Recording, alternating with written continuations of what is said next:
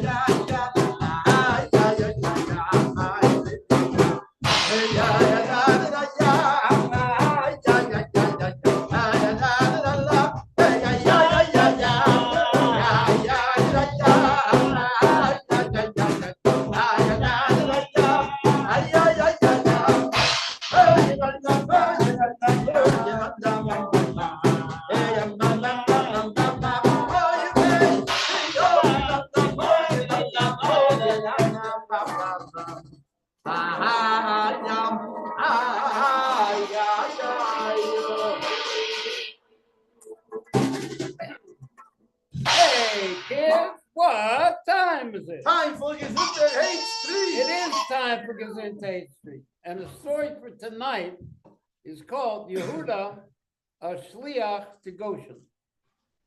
When the Tzemach Tzedek was a child, his teacher explained the Torah verse, Yaakov lived in Egypt 17 years. And according to the classic commentator, the Balatorim, who says the 17 years that Yaakov was in Egypt were the best years of Yaakov's life. When the Tzemach Tzedek returned home, he asked his grandfather, the Elder Rebbe, how could Yaakov Avinu, the choices of the forefathers, have lived his best years in Egypt? What are the forefathers? The choices. Meaning what? He was the choicest of them. He was They had Abraham had Yishmael, and Yitzhak had Esav, but Yaakov had the tribes. He has no stain on his record. Yeah. Okay. So how could it be that Yaakov, the best years of his life, was in Egypt, which is, to be polite, the armpit of the world, the nethermost of all countries?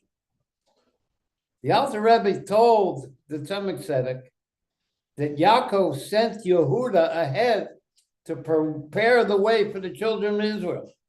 In the Midrash, Rabbi Nehemiah states that Yaakov sent Yehuda ahead to establish a house of Torah learning, a yeshiva in Goshen, so that the tribes would stay close to Hashem. As a result, Yaakov truly lived in Egypt because his children were studying Torah there. Rebbe points out the conversation between the Alter Rebbe and his grandson is not just a simple story, but it contains an internal teaching for all generations in every place. The lesson is that the soul could have served Hashem by learning Torah on high,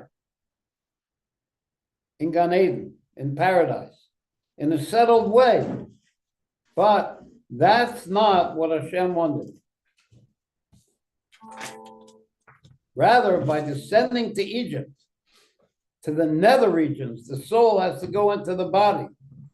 The soul is able to attain a level far higher than it had before it went into the body. Therefore, Yaakov's best years were in Egypt. Since the house of learning existed in the land of abomination, it served as the focal point for the soul's descent from paradise, from Gan Eden. And therefore, when the Torah says that Yaakov sent Yehuda to prepare the way for him, it's informing us that Torah cannot be regarded merely as an intellectual exercise. Rather, it must serve to instruct us how to live. Back then, Egypt provided sustenance to the whole world. So too, this country, America, sent its wealth to the nations. And all the other countries depend on it. Nevertheless, we have to know that the main and most important thing is the house of learning through which Torah can be acquired and applied. And when we conduct ourselves in this manner, not only will we not have to kowtow to the mores and culture of Egypt, but just the opposite. The rules and practices of the country will become subservient to this Jew who holds Torah and mitzvahs to be primary and sacrosanct, like Joseph, who is the ruler of the whole land of Egypt. Now we have, I added an addition here. The previous Rebbe said that when a Jew learns a book written by a tzaddik, an angel from the camp of Mechoel reports to the author of the book the name of the person who learned from the book. And the soul of that tzaddik then asks Hashem for mercy on the person who learned from his book and for his whole family.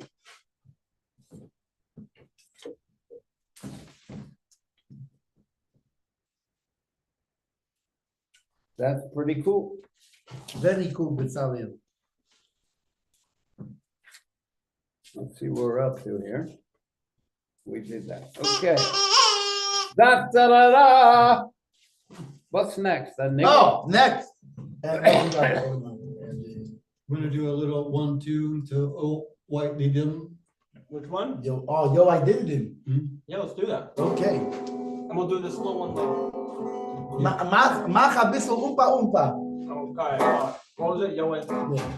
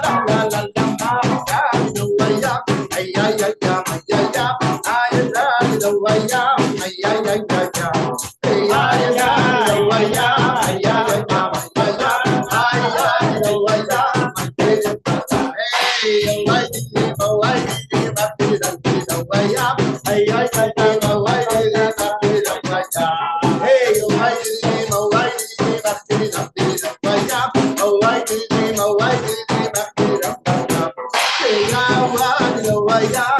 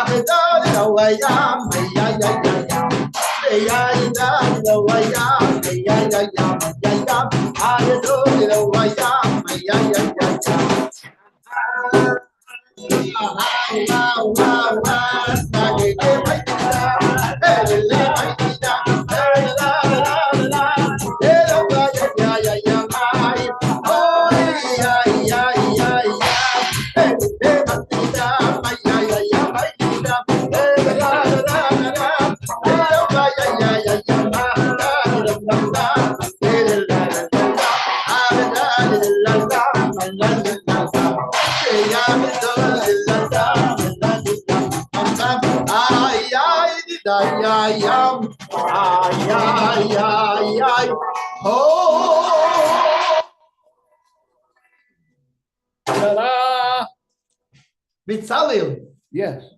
before we start, first of all, I thought of a joke. Oh, Why is it called Geshin? Because they said, there's a land, a beautiful pasture land for sheep. And so Yankiv turned to Yehud and he said, no, Geshin. Go already. So they called it Geshin.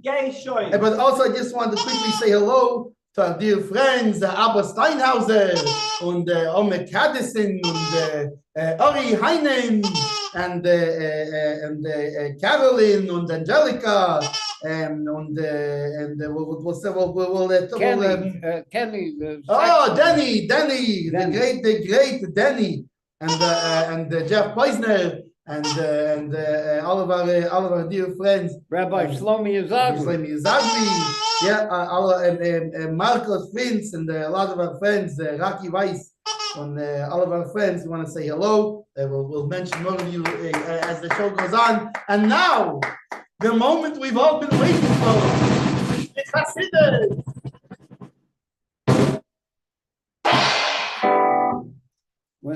Fasten your seatbelts. Here we go. We contemplate the light that fills all worlds.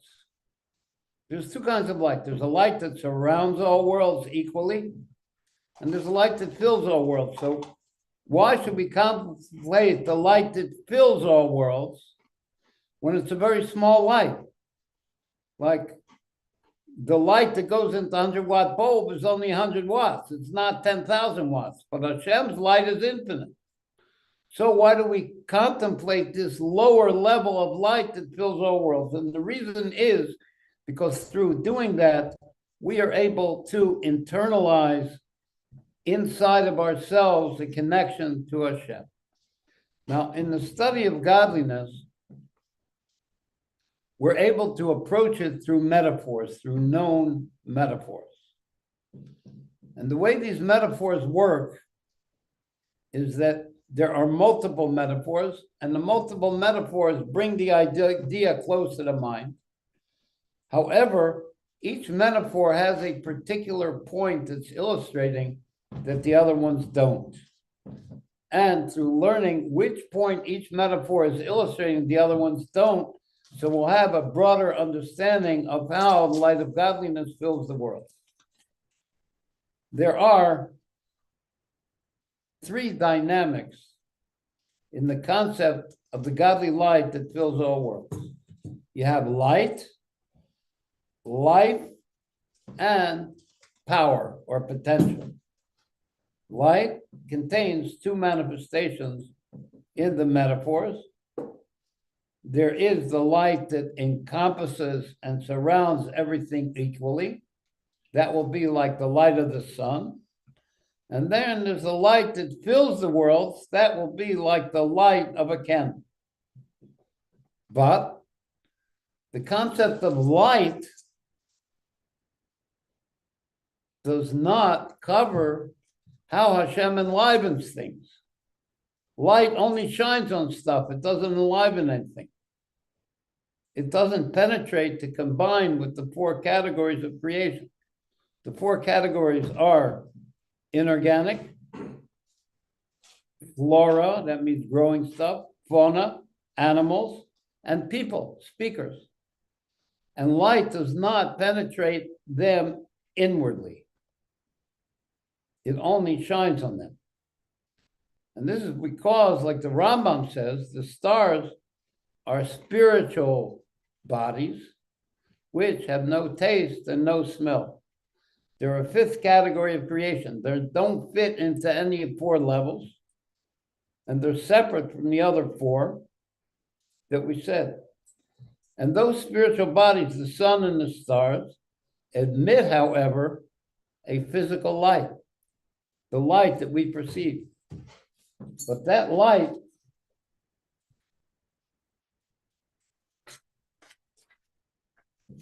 is only called physical in comparison to its source.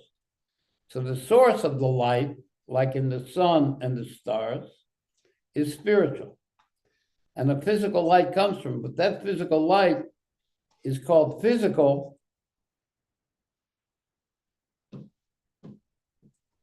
only in comparison to its source, which is spiritual. But that light is spiritual compared to the 4 categories of creatures, and therefore it doesn't combine with them. But through its shine, the power of sight can see. But through the shining of that physical light that comes from the spiritual light of the heavenly spheres, a person could see stuff down here. So the ray of the sun shines from up to down, which is a dynamic called the straight light. Not so the light of a candle, which is a second metaphor for how the light that fills the world, which is drawn from the element of fire,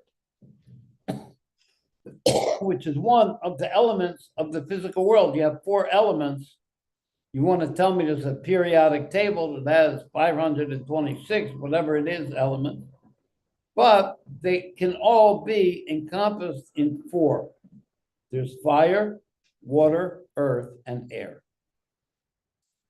And even though the fire element is the most spiritual of those elements, it's still one of those physical elements, and therefore it can combine with them, as opposed to the element of light, which can't actually combine with the physicality. For example, when fire combines with a wick and oil, light is produced. And according to how much oil is how long the light will shine and how bright it will be. And that light is called a rebounded or a returning light, as opposed to the light of the sun, which is a straight light. The light of the sun shines automatically from itself, and it's called a straight light, and it doesn't penetrate the world. But the rebounded light of a candle actually uses the elements of the world to be able to produce light. And we're talking about the light that fills our worlds. And candlelight shines from down to up according to the measure of fuel, how much oil, and therefore it's encompassed as part of the creation, as opposed to the sunlight, which is not really encompassed and part of the creation.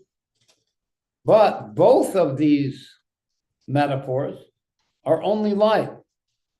They don't enliven the creation. Light does not enliven anything. It only shines on it.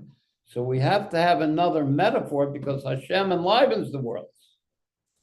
And that metaphor will be how the soul enlivens the body. Keep going or nigun? Keep going. I think keep going for now. But the life of the body from the soul through the flow into the limbs of the body actually enlivens that body and those limbs. The soul enlivens the body.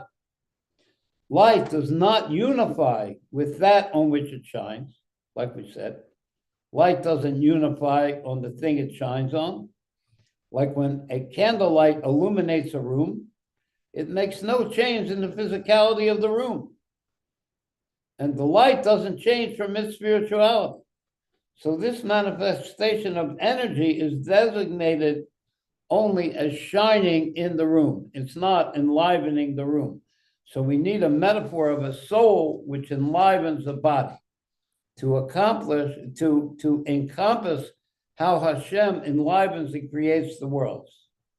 Not so when the soul enlivens the body, It unifies with the limbs of the body. The soul unifies with the limbs to enliven them, each one according to its particular function. Therefore, the force of the soul changes from a spiritual life, the soul is spiritual, to giving life to physicality. And the limbs change from being not enlivened to being enlivened. Like Hashem made Adam's body out of clay, the limbs were not alive, and then he breathed the soul into it. And the soul enlivened the limbs. And for the life force of the soul that's now enlivening them, and the light of life comes into the limbs in levels, each one according to its function. Not so the outspread of light, which shines equally, not like a candle or the sun, which shines every place equally. It doesn't go into the particular levels. The way the life comes into the particular limbs is called a way of indressing. It goes into them. But the level of enlivenment, even though, so we're still talking about how the soul enlivens the body, and even though it's felt in the particular limbs, nevertheless, it's a simple life. The way the limbs grasp that life is simple. They all feel alive from the soul that enlivens them. In other words, the toes and the nose are equally alive. Now, moving to the metaphor of power of potential, what's called koach, which is called the power of the actor in the act.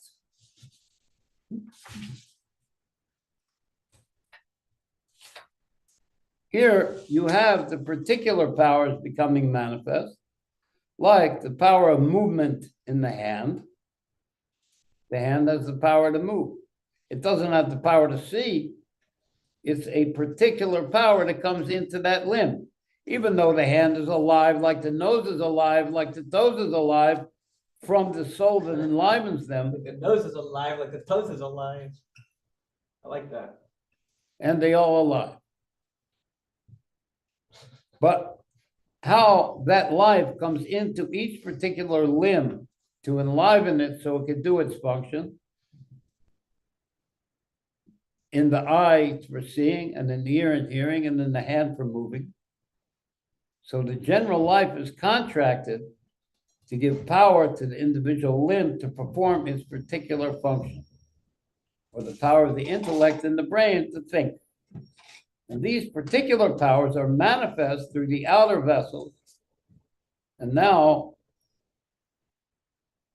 we're going in to how the body is enlivened by the soul. Okay, so let's have a niggin. That was No, I want to hear that, this. that was the light. Ah! That was the light. Now we have a niggin, and then we go into the soul enlivening the body. In a particular Yeah, limb. but yeah. Okay. First of all, just want to say hello to our dear friends, to Marla Emdur, and Shalom Olensky, and Catherine Claire Garbo, Marvin Hakayan Birner, our Marvin. Leib Barnett, our good friend Leib Barnett, and our good friend Aldo Caesar, and Michael Leopold, and let's see, more friends, lots of friends, Baruch Hashem. And Alan Goncho, and of course our executive producer Ira Katz should be healthy and gesund and stuff. How about a waltz for Shabbos?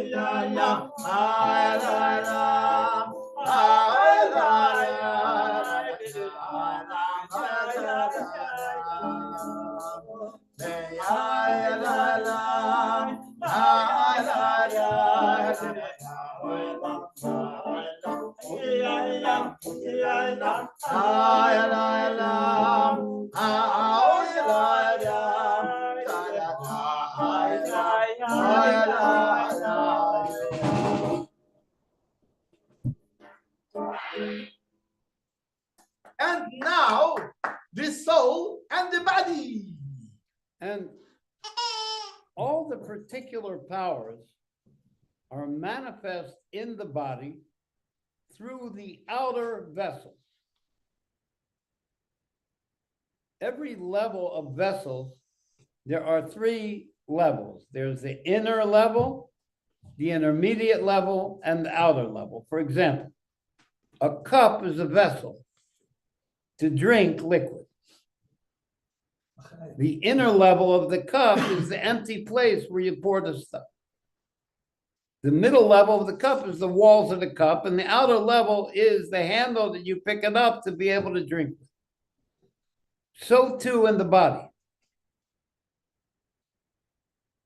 The outer vessels are that through which the particular powers are manifest in the particular limbs. And those outer vessels are the capillaries, which bring the blood and the life into the muscles of the individual limbs so those limbs can accomplish their function. Not so how the life is dressed in the inner vessels, which are the nerves, and the intermediate pumping vessels, the veins and the arteries, which carry only the general life, not the particular power. So the blood, as it goes around, carries that general life. The nose is alive like the toes are alive. But how that power of life goes into the individual limbs through the capillaries is how those limbs are able to manifest their particular function. And the indressing of the soul in the blood is in general called a power. The power of the actor in the act, which is the general hidden power to measure out the particular powers which become revealed. Like it says, the blood is the soul. The soul in the blood is called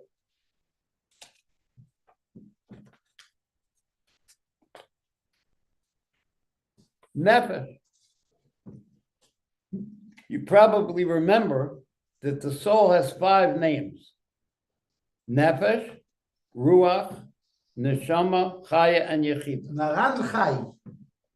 And nefesh is the lowest level, which is dressed in the blood. And that nefesh has its seat in the area of the liver. Not so the spirits of life, which is called ruach, which is centered in the heart. So that'll be like the source of the pumping vessels.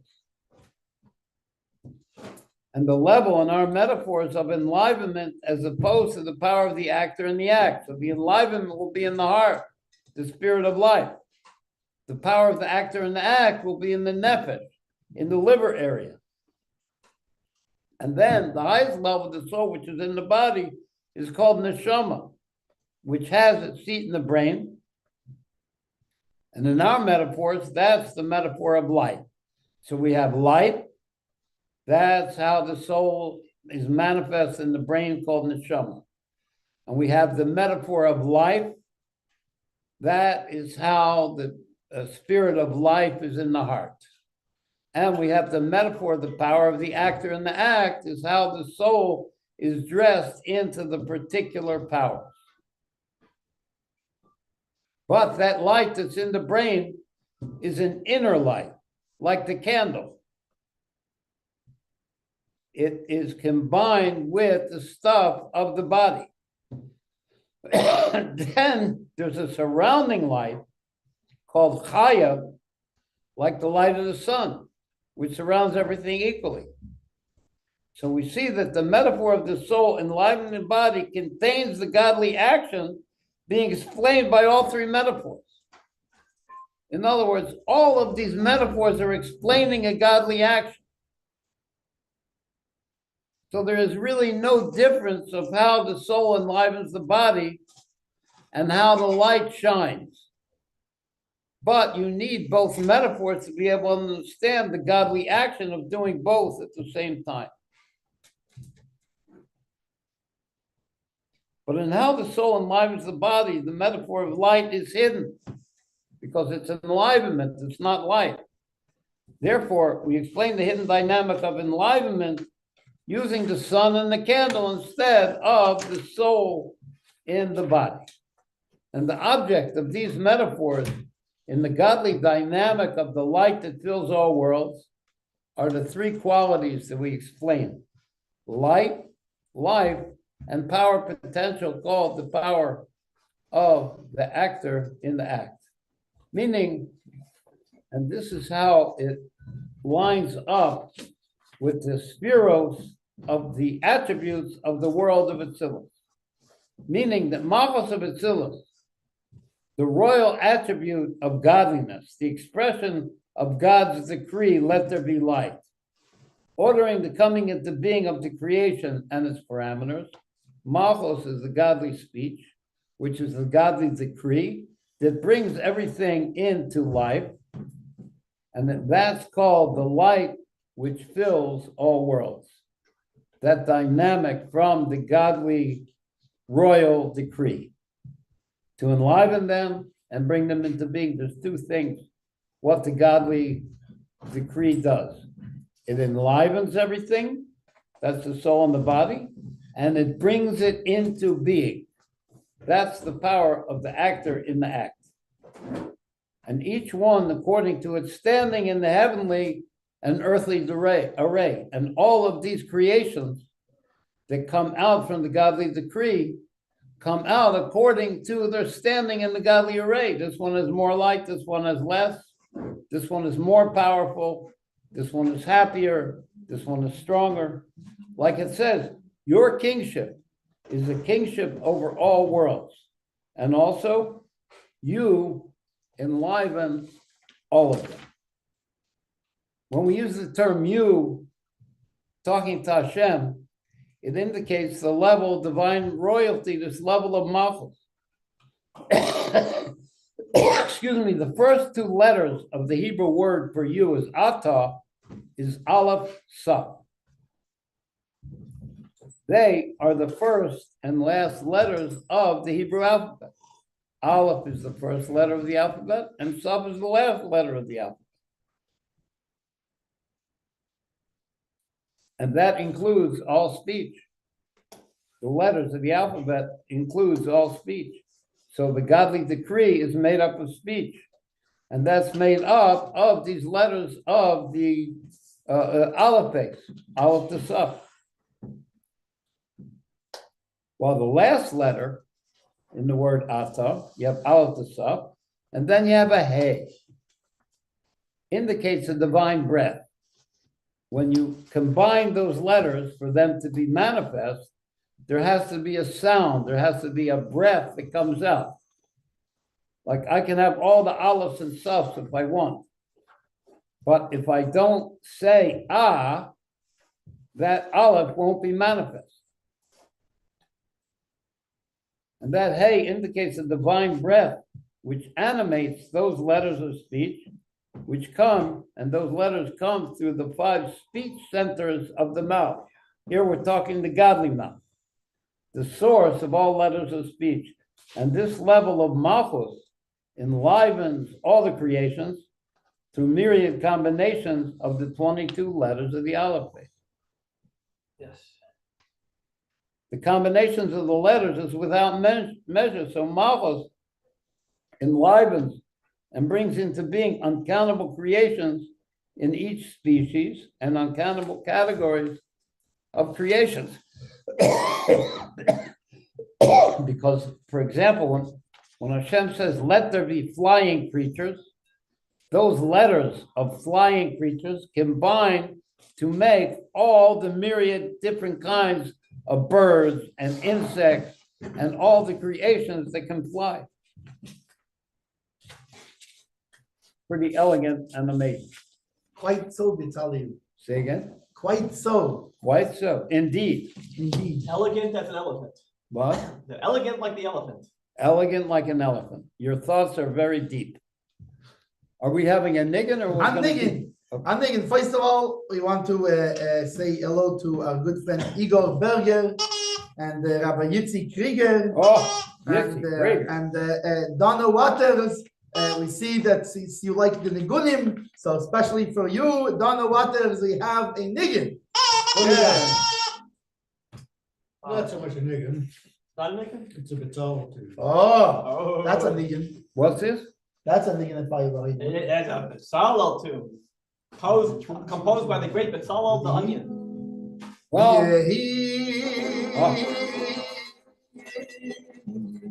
Give us a little volume. Give us a little volume. There we go. Yehi.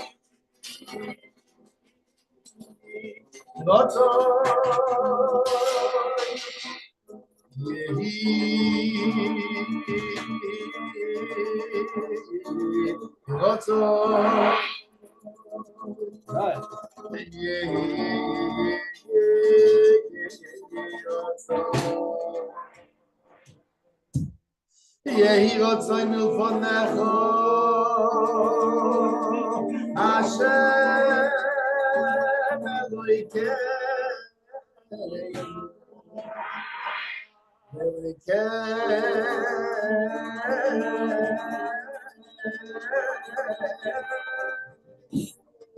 Ave saying,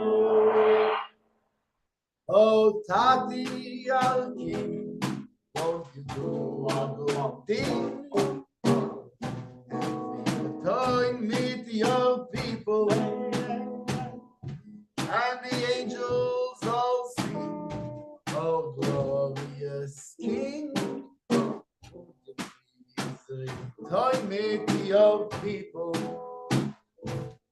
They made you walk around, come back down, and please join me to your people. Oh, Tati, you know it don't mean return me to your people.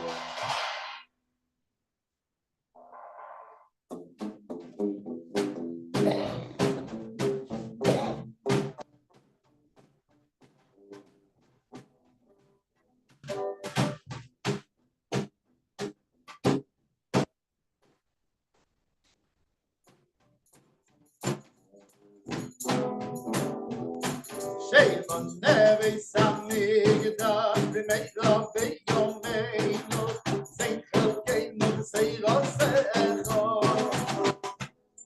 shave on every Sunday, the remake of the young man, no, say, okay, no, say, hey, shave on every Sunday, the remake of the young man, no, say, okay, no, say,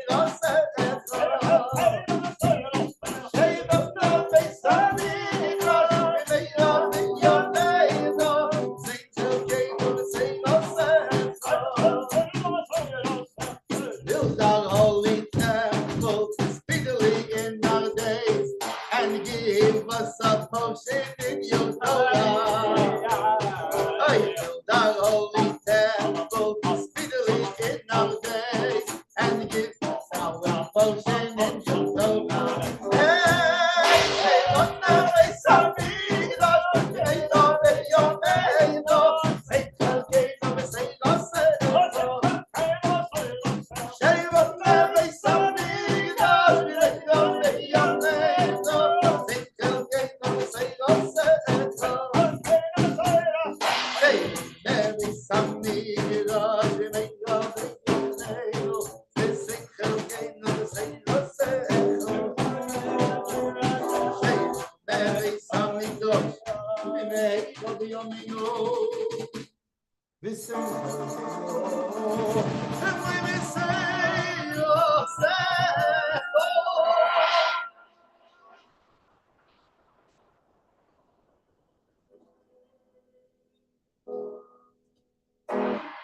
All I can say is wow.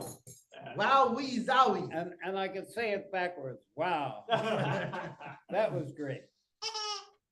Now, Malchus of Atzilus, this level of godly royalty, has two levels. There is the way it is in Atzilus, in other words, how it absorbs the godly light of higher levels than it. And there it's still separate from enlivening creation and bringing them into being. And then Malchus descends to become the crown of the created world. And that descent is brought about through a curtain which separates the godly world of Atzilus and the created separate worlds. Like it says, your kingship, that's how Malchus is in the world of Atzilus, is a kingship over all worlds. That's how Malchus descends to be the king of the world. Bitzalel, I don't usually disturb Chas v'Shalom in the middle of you speaking for call outs, but hello, Gidon Avery! Oh, yay, Gidon! Gidon! Our old friend. Good old Gidon. So how Malchus L'chaim. descends to be the crown of creation is how, through which Hashem brings the worlds into being from nothing and enlivens them. Like we say, your name is exalted. That's how Malchus is in the world of Atzilus, which indicates Malchus in the world of Atzilus, exalted from the creations.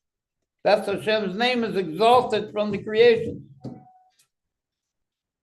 From which, and from that exaltedness of Malchus, a ray shines on the heaven and earth, which is a reflection of Malchus, which creates and enlivens the creations from nothing, from zippity-doo-dah. Zippity-doo-dah. Now, the outflow of Malchus of Atzilus, as it becomes the crown of the world of Bria, is manifest through its 30 vessels. Now the Rebbe is going to explain how it is that Malchus not only brings the worlds into being, but enlivens them. And the way it enlivens them is through its 30 vessels. So we have a question. We know that there's 10 spheros. So how is it that Malchus has 30 vessels if there's only 10 spheros? But Malchus has 30 vessels because every vessel has an inner level, like we explained, like the inner part of the cup. It has an intermediate level, like the walls of the cup, and an outer level, the handle, which allows it to be grasped and the contents to be ingested. So each one of the 10 spheros of Atzilus is dressed into 30 vessels. So, for example, the Chachma of Malchus of Atzilus has the inner level of Chachma, the intermediate level of Chachma, and the outer level of Chachma. So there's 30 vessels of Malchus of Atzilus, and Malchus of Atzilus is a godly thing. It's not just a creation, it's actually godly. And each of the 10 attributes of Malchus has 3 dimensions, like we just said, that there's the 10 inner vessels of Malchus, and this is amazing. Check this out. Check it out. The 10 inner vessels of Malchus become the soul, the neshama, which enlivens the world of Bria. So it's like the body from the upper one becomes the soul of the lower one, something like this? The 10 inner vessels of Malchus of Atzilus become the soul which enlivens the world of Bria. And the 10 intermediate vessels of Malchus become the soul of the world of Yetzirah. And the 10 outer vessels of Malchus become the soul of the world of Asiya. So there's 30 vessels of Malchus of Atzilus, and they become the soul which enlivens each of the 3 worlds. Because in order to enliven something, you have to be godly. So those vessels of Malchus are godly. And they become the neshama of the 3 worlds.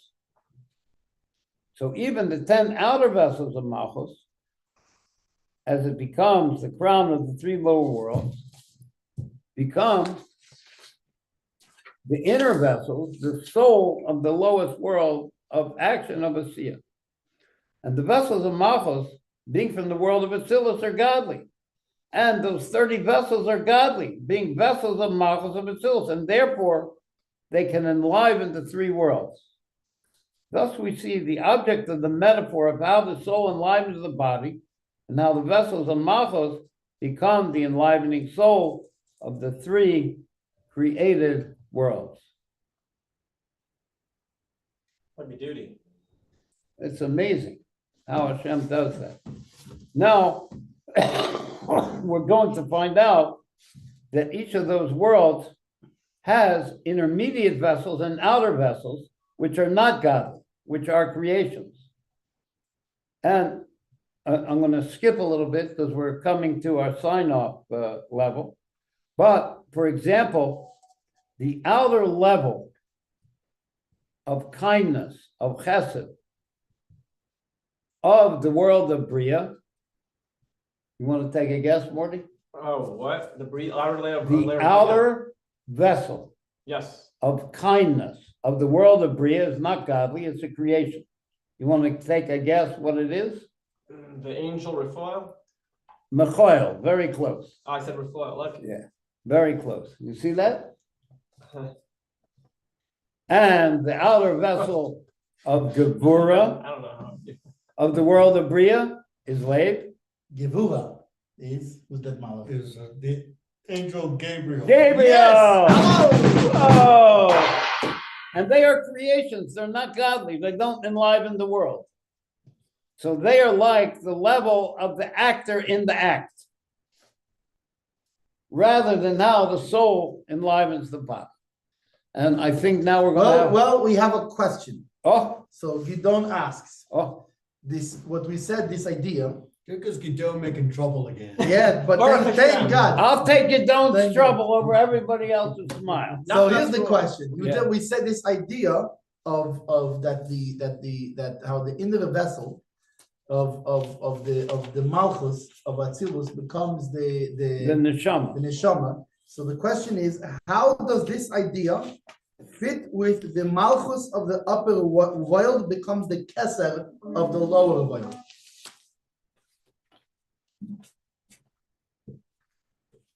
You heard the question, Rabbi? Yeah, Don't stop the I hear the Stop the question.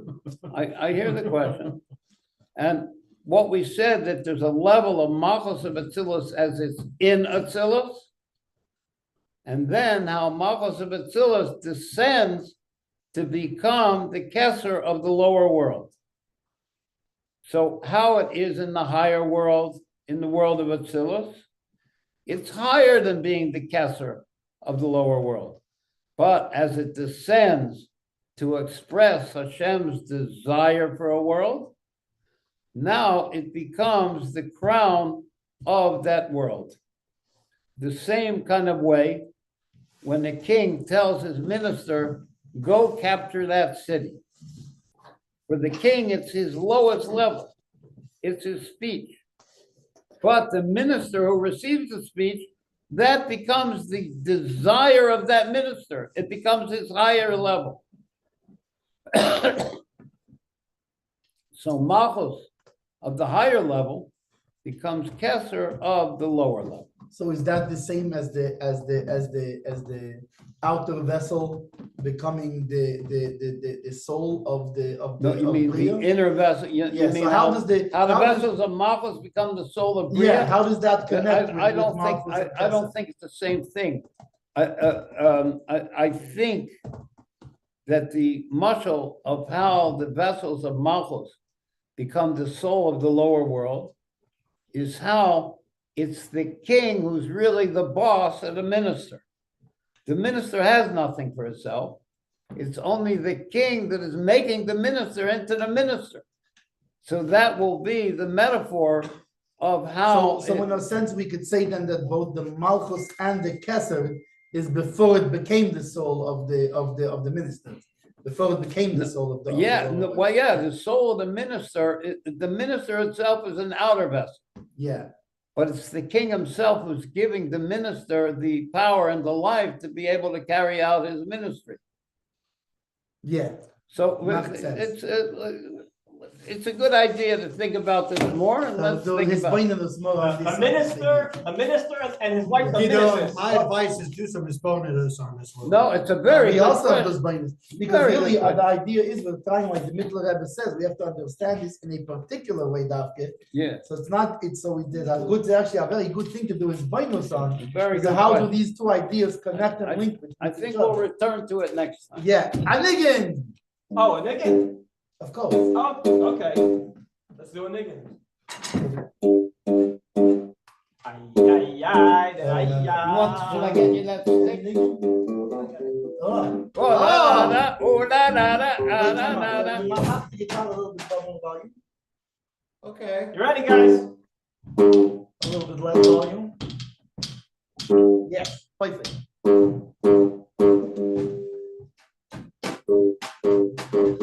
Hey, ya, ya, ya, ya, ya, ya, ya,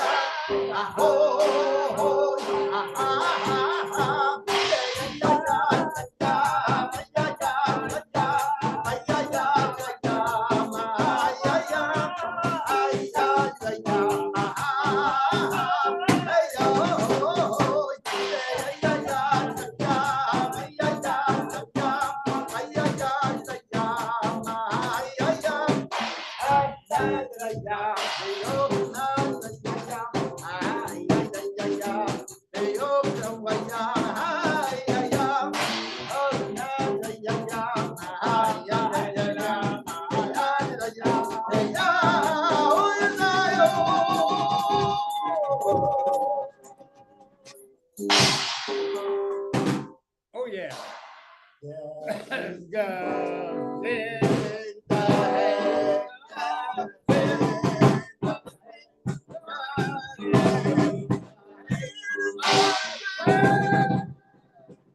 Remember, kids. Yeah, 'cause it's